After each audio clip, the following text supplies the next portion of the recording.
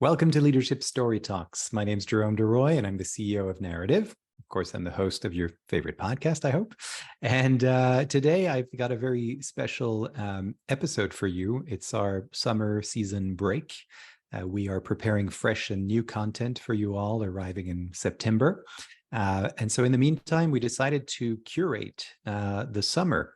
And every week we're going to have a replay episode. And this week, we've chosen Making the Workplace Work Better for Working People. This was our 6th episode. It was actually the first time we had a guest on the podcast, and that guest was Matt Bahl, who's the VP and head of Workplace Financial Health Network.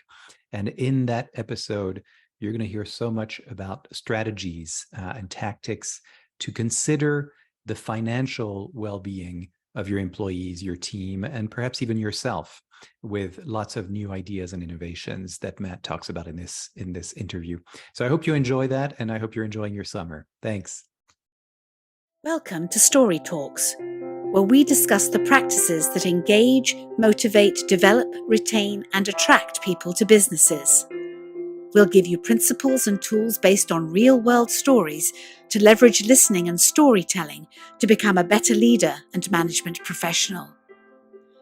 Story Talks is produced by Narrative, a company that focuses on personal storytelling for business. Welcome to Story Talks. As you all know, Julienne Ryan and I, Jerome Duroy, discuss the ways that businesses engage their employees and customers. We are particularly interested in how storytelling and listening practices can help increase engagement. One of the critical elements of engagement is financial health. And today we have a guest whose job it is to advocate for better financial health through workplace solutions. Thank you. And we've created a list of questions we're going to ask Matt today to inform ourselves and others about this. We're going to address what we mean by financial health. What can businesses do to ensure their employees' financial health?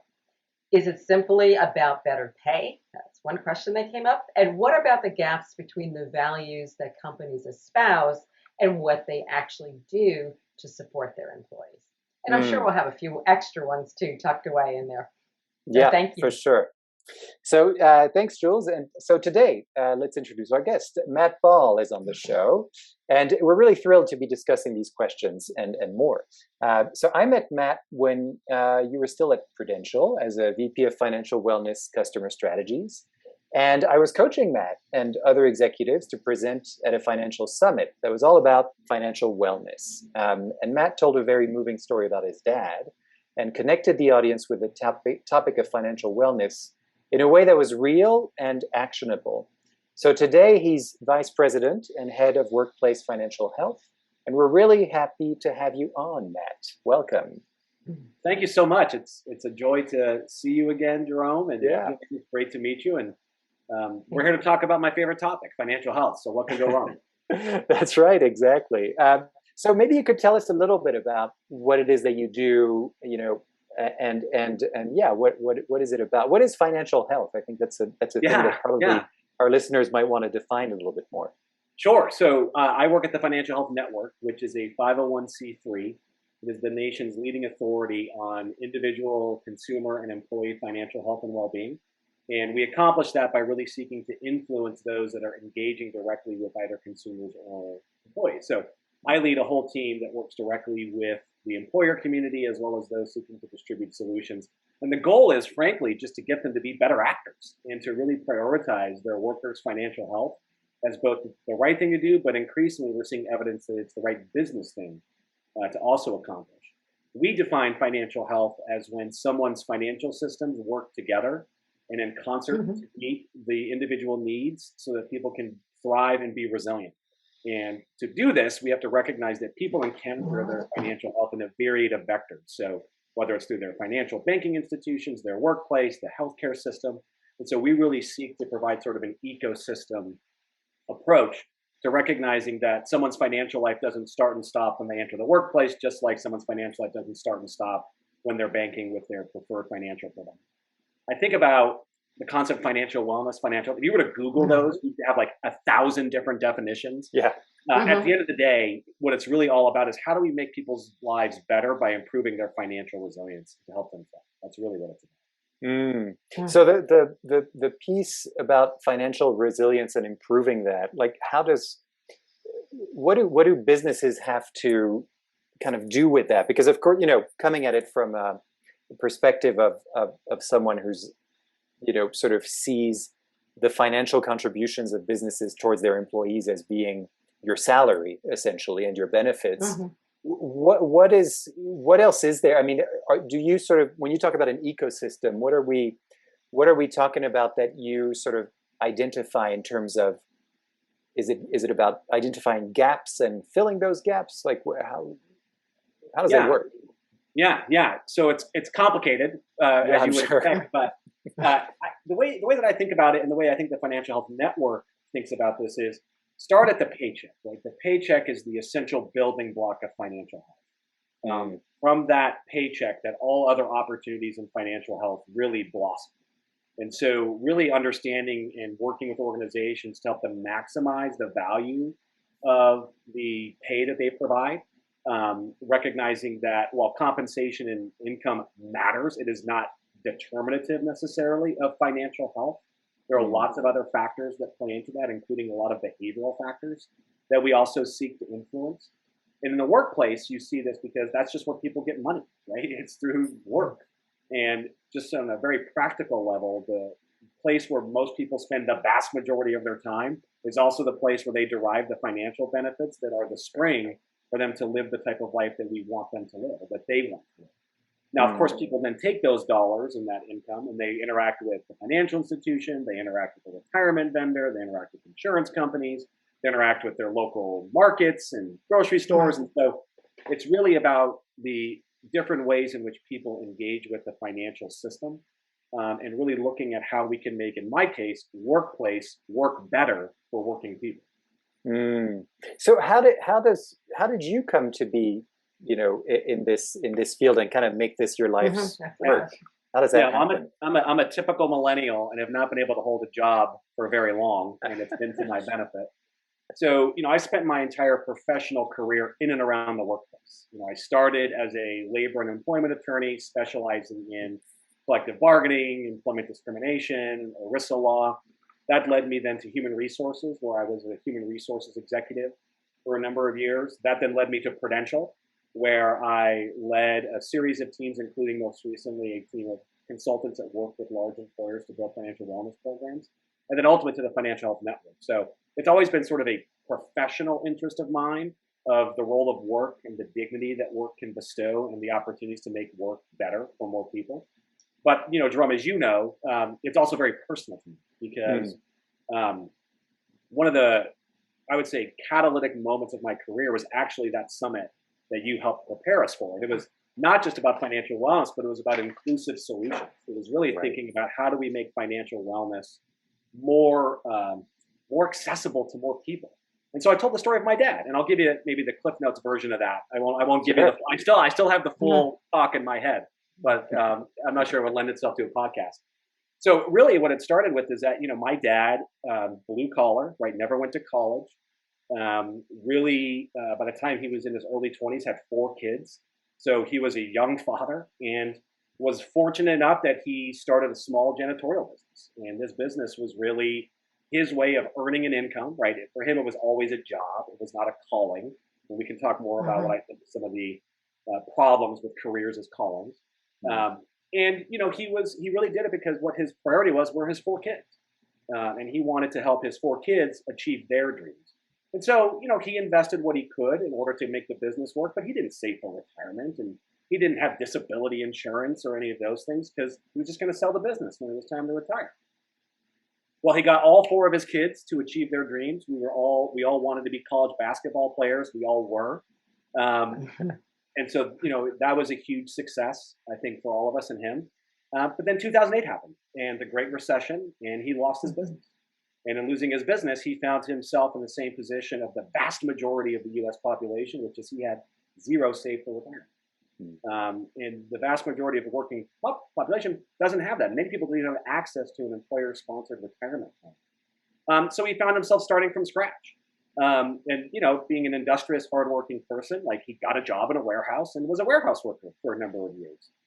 Well, 2012-ish, I think, he was climbing a ladder and he fell 11 feet from the ladder. And this put him out of work. And doctors weren't sure if he was ever going to be able to work again. But like 25% of the U.S. population, he experienced a disability event that made him unable to work. And so he really, in many ways, experienced the financial hardships in the most extreme ways that so many other Americans have experienced. He's doing better now, right? He is now a security guard at the high school that he watched all of us play basketball at, which is great. And he's umpiring baseball and staying connected to youth sports. But, his journey is ongoing. And he's going to have to work deep into his 70s in order to, meet his retirement goals. And he is focusing on his health. And to me, it just seemed like here was a person who did everything he was told to do, right? He worked hard, he raised his family, he invested in his kids, he gave his kids a better life than what he was able to have. And his reward for that is just not material.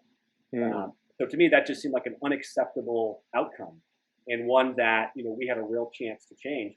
And interestingly, Jerome, I don't think I've told you this before, but at that speech that I gave when I was at Pru, Jennifer Tescher, who's the president and CEO of the Financial Health Network, was in the audience. And so she actually came up to me afterward and we had a really nice visit.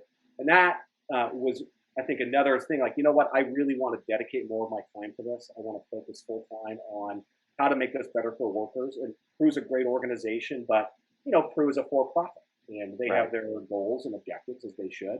And I wanted to go work in an environment where I could, really evangelize the cause of worker financial health.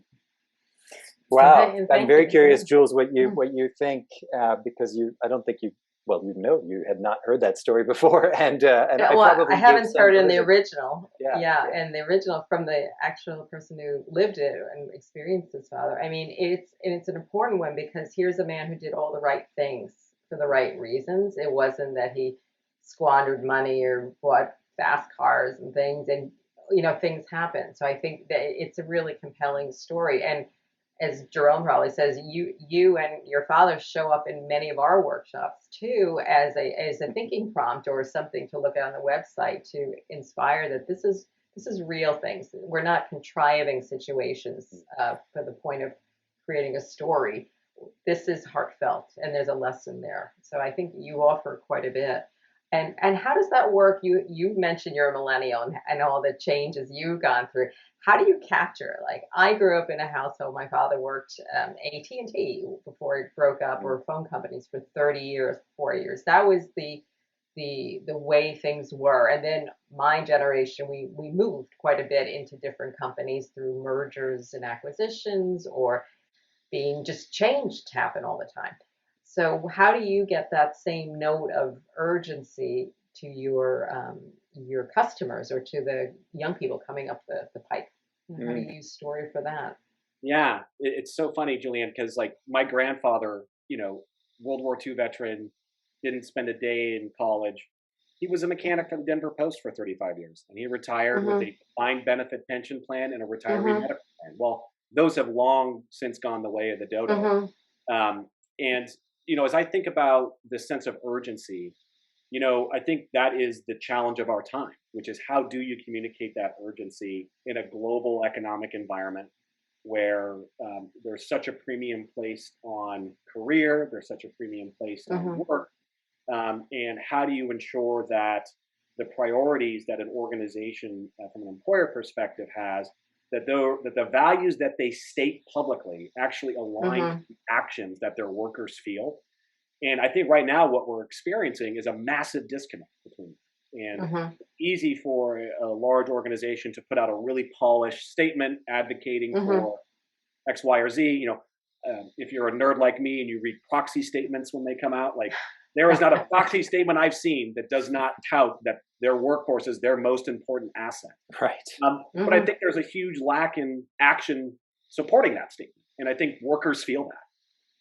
Workers, regardless of education level, feel that disconnect between the statements that some organizations make and the actions that manifest in that commitment. And that's really where I spend a lot of my time. Is how do we better align that? How do we better help organizations dialogue with their workforce understand the needs, and then deliver valuable solutions that actually address the real problems that workers face. And that's the work that we do. Yeah. It's funny because a question that might seem really would have an obvious answer is coming to my mind, and it has to do with that sort of disconnect between the actions and the values that you see. Because and I would say that that's it's not just about the workforce, but it's true about everything that a company says they're about. I think right now, and for a long time now, most consumers, they don't take that at face value. We look at things like that and well, show me the evidence, show me the proof of that. Because if you don't, I'll go to the ones that do show me the proof, because there's a lot of people saying the same thing. And I wonder, the question that comes to my mind is like, what's the reward that you see for a company to go from we've got this value to we live this value, and here's the proof of it, here's the evidence of it, when it comes to these workforce, kind of these labor relations, essentially, between workforce, employers and employees? Yeah, I know we've only got, I know this is not a 12-hour podcast, that's a 12-hour answer question, but let me maybe break it down into some components that I think inform that. One is actually, I think, this idea of moral injury. And you don't often hear this manifest in the workplace, but I think it's real. And I would say moral injury as distinct from burnout. So moral injury is this idea that that people bear witness to or sort of fail to prevent an action that transgresses like their moral beliefs. And so you think about this generation that's coming into the workforce. In my generation, we were taught that your career should have an impact on the world, right? And so, great, like we're motivated, we come in here, we want to have an impact on the world, and then we just don't see those actions manifest. And so this phenomenon, I think, of moral injury is really one of the underlying, I think, factors that goes often undisclosed or undiscussed, which is that misalignment of statement to action doesn't just do damage to a corporation's brand or any of those things. It actually does real damage to the people. And it's distinct from burnout, which is sort of this, just excessive strain, lack of resources, all of those things. This is really, people feel it in their bones. Like they feel they have been wrong by that. And I don't think you can underestimate the role that that's playing right now, particularly as you've got a whole generation, and now two generations, millennials and Gen Z, that really, have been told that their career is about impact. And, I think that for many, that's just never going to be the case. Like sometimes it's just a job, and people need to find meaning in places other than their careers. So that's some work that we need to do individually. But I also think that these corporations and these large employers have got a lot of work to do to really think about what are the incentives that they are responsive to, who are the stakeholders that they're responsive to, and how do they actually show those actions. So there's a whole body of work happening right now, whether you call it conscious capitalism, stakeholder capitalism, whatever it is. But it's really about recognizing that simply taking actions only to the benefit of the investor community is something that more of the public is frankly just leery of, because they want to see a brand that actually takes into account the well-being of people, not just the well-being of a particular segment of investors. Now, investors are important, right? They're really key stakeholders. Workers are just as important. And you've seen this whole ESG movement sort of explode within that. The E's pretty well defined, the G's pretty well defined, but that S is not that well defined. And so we are seeing more corporations and companies leaning into, well, geez, that S is really the people, right? That's the people. That's the stakeholder class that we need to be really focused on, both for their consumers, but also for their employees. And we're seeing some companies doing some really remarkable things. PayPal's doing remarkable work around that. Chobani is doing phenomenal work around this stuff. So it's not as though that we are not seeing this. It's that it's just not hardwired through all of the different facets of our economy. Yeah. And it's good to know that there are models out there, right? Some people are doing it. Yeah.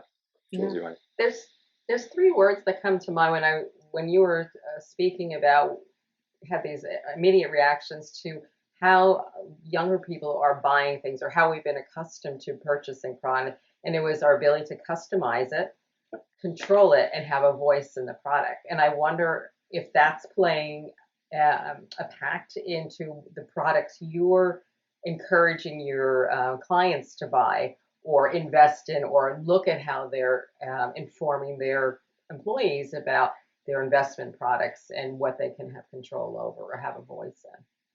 Yeah, in some ways, it's like the workplace Hippocratic oath, right? Which is do no harm. And there are certainly financial products out there that I think cause more harm than others. And employers are actually very adept at evaluating solutions for their workforce with that in mind. But what we're seeing is that employees have a broader range of needs that have largely been unaddressed. So it's not just about retirement savings. It's not just about adequate insurance. It's about how do I manage the day-to-day ebbs and flows of my personal finances. So how do I absorb a $400, tire blowout, or my water heater breaks in the dead of winter? How do I deal with that? Real day-to-day kitchen table issues. That people deal with. So I think you're seeing a growing recognition that employers are being asked to deal with a lot more than just saving for retirement. This last year, we hosted innovation sessions with 20 of the largest companies in the country and some early stage fintechs. And those fintechs focused in two areas. One was credit and debt, and the other was short-term liquidity. And so the credit and debt solutions really came up because during the pandemic, employers had an unprecedented view into people's lives, right? Whether they were working remotely or whether they were working in brick and mortar locations. You just saw people in a whole new light. And it was a collective sentiment where we were all experiencing the same crunch at the same time, which is pretty uncommon. And what it really crystallized for a lot of employers, I think, and for workers was that, so many Americans are just crippled with debt and bad debt, pernicious debt. And there wasn't a impetus for sort of mass solutions out there. And so you saw workers going to their employers to say, hey, you want to support me in this time of need? Help me pay down my debt.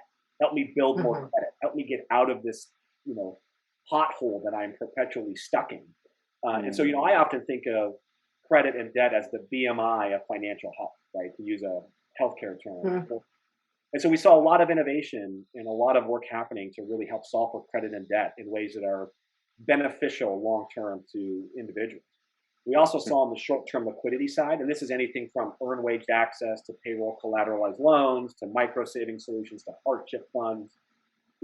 Really what those are designed to do, by and large, are weather a short-term shock. There's a wonderful researcher, Carrie Leanna at the University of Pittsburgh, that's doing some really interesting research around the value of short-term savings. And I really think that if an employer were to call me today cold and I knew nothing about them, and they would say, what are the three things that I should do to improve the financial health of my workforce? One, I would say, give people and fund an emergency savings account. Fund it. Like don't try to make people save for it themselves. Right. Fund it. Put $500 into an employee savings account, and that will give people tremendous comfort. The other thing that we've seen long term is give employees ownership interest in your company. Grant equity awards as part of your compensation practice. You look at long-term wealth building. If you look at long-term wealth accumulation, there are a few things better than ownership. And granting restricted stock units or ESOPs or some other mechanism to give your workforce ownership in the work that they're doing. Not only are there studies that show that actually manifests in better outcomes for the business, but it also generates the type of wealth and wealth accumulation that companies say they want to provide. And so doing those things. And then the third thing that I would say is don't obsess about the fixtures, obsess about the plumbing.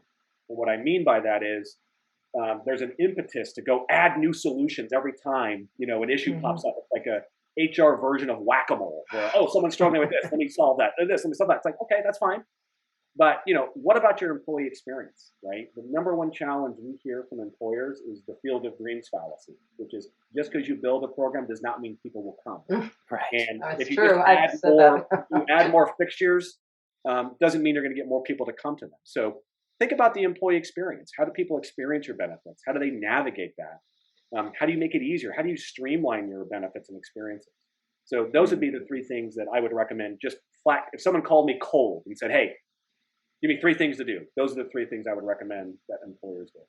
Yeah, that's great. And you took that out right out of my mouth, because that was going to be one of my what are 3 things employers can do. So I can see I can see you nodding along, Jerome. I can see the question forming in your mind. I know. Yeah, exactly.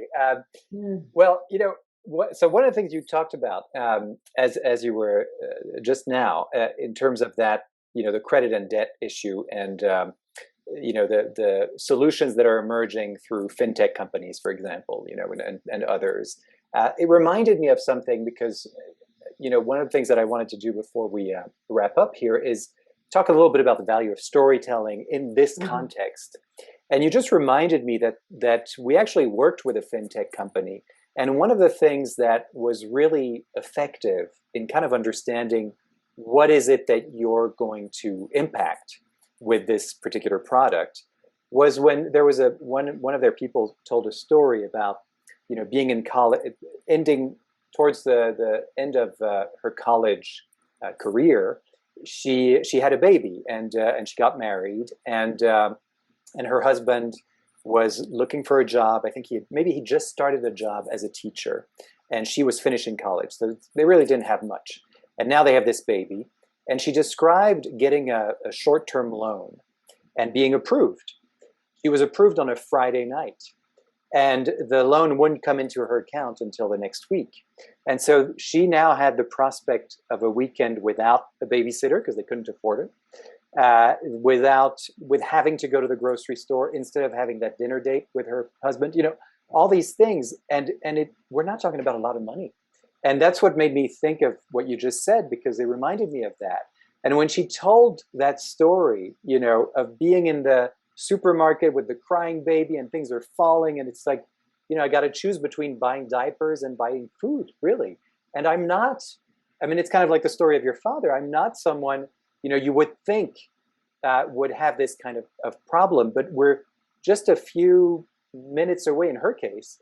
A day away from, it was Friday. If it had been Wednesday, she would have gotten her money, and then she would have been able to do all those things. And I think to me, that's sort of getting back to the question of storytelling.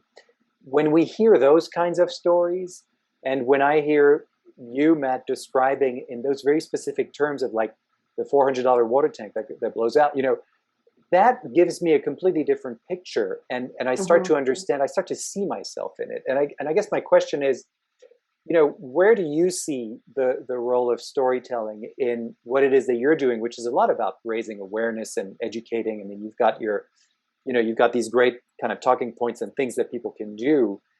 But how do do you think storytelling has a role in terms of getting people to that sort of finish line, in terms of like, you're right, that shows me that I should do it, or what is the role? Maybe it's something else. Yeah. So data without storytelling is as useless as storytelling without data. And they go hand in glove. And you need the data, because you need to be able to talk about the numbers, because at the end of the day, some of these things just come down to numbers, particularly for a company deciding on what to do. But if you don't also add that storytelling, and you don't humanize that, then you were doing a massive disservice. So it's easy to recite the Fed stats around, the vast majority of the Americans don't have $400. That's not compelling. Like, it's interesting, but it's not compelling. But the story that you just told, Jerome, or the story about someone who can't get to work, or who has to quit a job because childcare is too expensive and they can't afford that, like, that's people's lives. And there's a human component to that we can all relate to. In fact, some of the best, sort of benefit campaigns I've seen in the workplace have been not from some sleek brochure or some really highly choreographed video, but it's, an employee to employee saying, hey, here's why I use this benefit. Here's what I got out of it. Here's why it matters. We don't see enough of that. I'm always surprised that, people are not putting their workforce up front to say, here's how I benefited from this. Here's why I use this. Here's what it did for me and my family. I think companies talk about that, but I don't think a lot of them do that. And so, I certainly see part of my role as, being a financial health storyteller, because we have data. Like, there's no shortage of data to make a compelling case for why this matters. but that data is clearly not enough to move hearts and minds. You need that narrative. You need that story.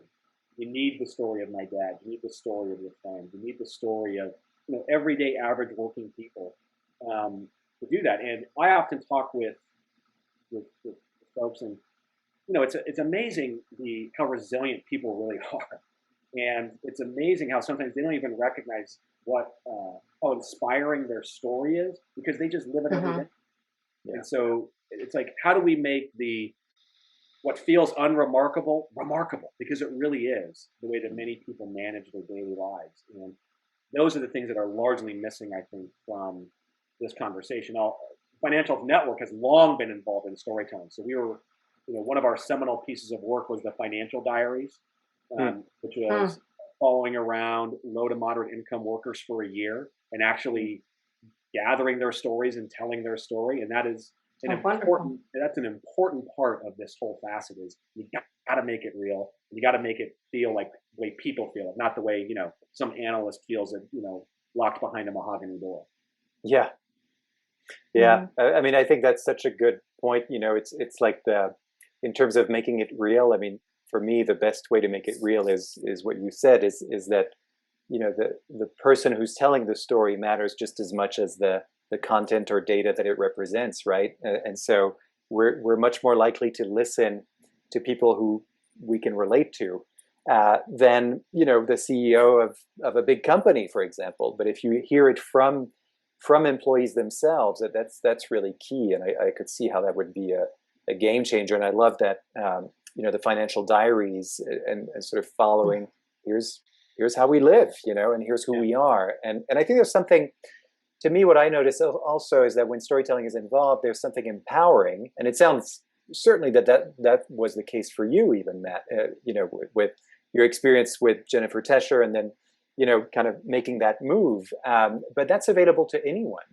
And the minute that you start to ask someone for their story, well, suddenly they have a voice now, and they're being given permission to exercise that voice. So maybe what we're really talking about here is, those kind of employers really listening and finding the stories and sharing those stories, not just, making it sort of theoretical. Yeah. I mean, stories, when you share them, you're seeing the person, you're hearing them, and you're appreciating them. So my next question is, being curious, is do you have any favorites? You mentioned the story diaries, you mentioned PayPal. Do you have stories, ones that you bring forward quite a bit, or even use as an inspiration for yourself to say, okay, I know this is possible? Yeah, first of all, it's a great question. And thank you.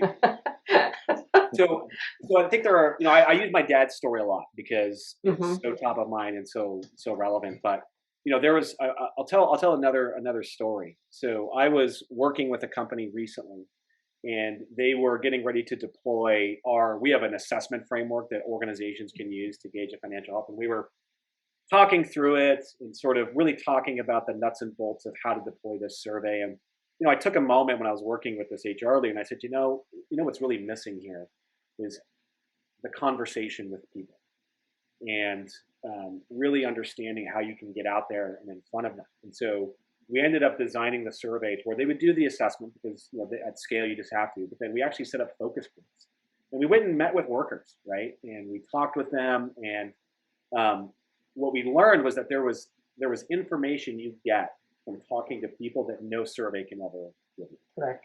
And so we learned things. There was this one particular person who's a first generation American, right? He immigrated to the country recently. He was a shift supervisor at this particular plant.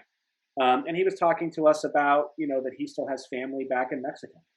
And, he still sends money back. And he was showing us the cards he was getting from his family back in Mexico about how important it was and how proud of his family they were of him. And you just saw someone that had such tremendous pride in the work that they were doing. And he also talked about his own struggles with gaining access to being able to afford a car because he didn't have a credit history in the United States. And, he talked about not being able to he was homeless for a while because he wasn't able to put down first and last month's rent and all of those things. And so, you realize that what people are really struggling with are not necessarily the things that sometimes HR leaders focus on.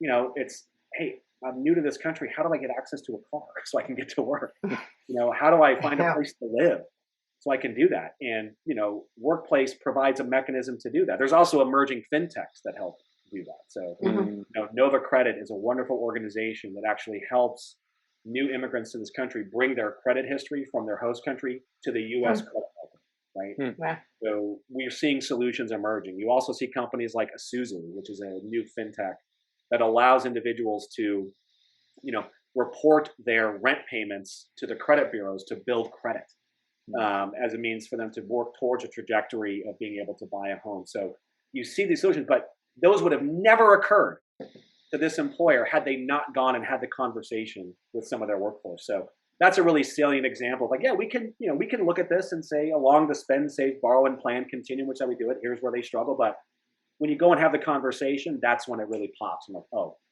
we're dealing with humans here, and we need to have human solutions for human problems. And Jerome, if I can build on that, so you're giving us a great example of all those anecdotal tidbits of information somebody can use just on the strength of that conversation. I think the other opportunity for storytelling is when we're sharing a big brand company, sometimes it's so easy to say, well, that's them. They can do it. They have the resource. You mentioned PayPal. But the ability to use storytelling helps break it down to the steps and the components that could be attainable for maybe a smaller company or somebody that's trying to build that kind of relationship with their employees. So I think you have quite an opportunity there, what you're doing, and using that philosophy of storytelling to make it doable. You guys like cupcakes? Oh, yeah. Absolutely. So, I love food. Awesome. So there is right question. So there is, in the Bay Area, there's a wonderful company called Lila's Cupcakes. And writing it down. Lila, and I'm telling you this because there's a point to it that relates to financial health. Okay.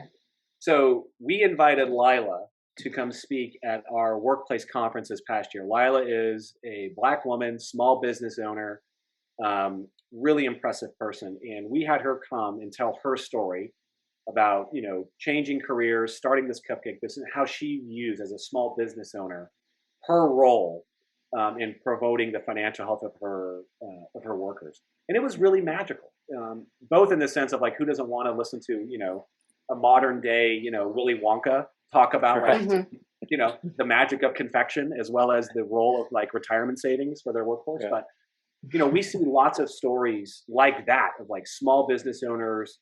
Financial health isn't just the purview of large companies, right? And small business owners play a massive role. State legislatures are playing an increasing role. You think of programs like the Cal Savers program, the Illinois Savings program, the Oregon program, where they're providing retirement accounts to small businesses to leverage into because they can't afford the costs of setting up their own retirement plan. So you're seeing this, amalgamation of all of these really cool stories coming together in ways that really are about helping people, and that's ultimately what the storytelling is, hoping to facilitate. Like, go to our website and you can check out Lila's Cupcakes. We recorded the session. I will. Oh, I love it. I love That's it. great. Yeah. That's great. Well, we're going to have to wrap up here because I'm looking at the time, but we could go on forever. This has been just really a real pleasure, and just thank you so much, Matt, for being here and giving us such a wealth of information. I feel like our listeners got both data and stories and things that they can actually act on. I know that for me, one of the highlights, well, there were many, but certainly in terms of those actions that you feel doable.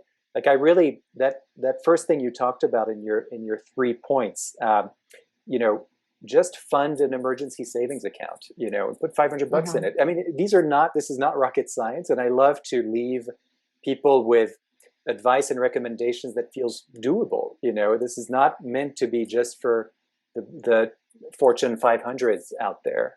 Clearly, you guys are doing something that really benefits everyone and is for everyone. So that's certainly one takeaway for me.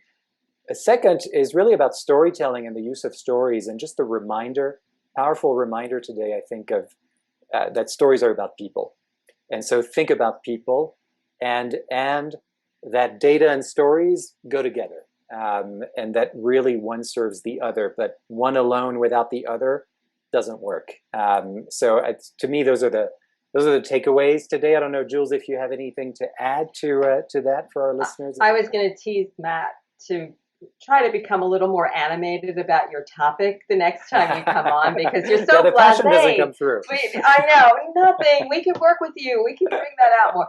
But I think, but it's true. Like, you take a topic that somebody might not pay attention to, you make it real. And I think you're a living proof of that, and that you have it all synced up together about what you're doing and applying it. So you're doing great stuff. So this is a real honor and pleasure. So that's what I learned. Stories matter. Yeah, and if all the podcasts end with me getting gratuitous compliments, I'm going to really enjoy podcasting. So okay, there you go. Yeah, well, at least ours does. So where do people find the Financial Health Network and related topics like you talked about? So you can certainly come to our website, financialhealthnetwork.org or finhealthnetwork.org. Sign up for newsletters. We produce a lot of our content is for public use. So it's it's free and now available for the public to understand. We also work directly with large organizations and small organizations, employers, financial institutions, fintechs, nonprofits, policymakers. We really are building an ecosystem of folks committed to making financial health a priority for everyone. So come follow us, come join us. We got lots of events. I'm the least cool person that works at FHN, so it only goes up from here. So if you like what I have to say, wait until you meet some of my colleagues.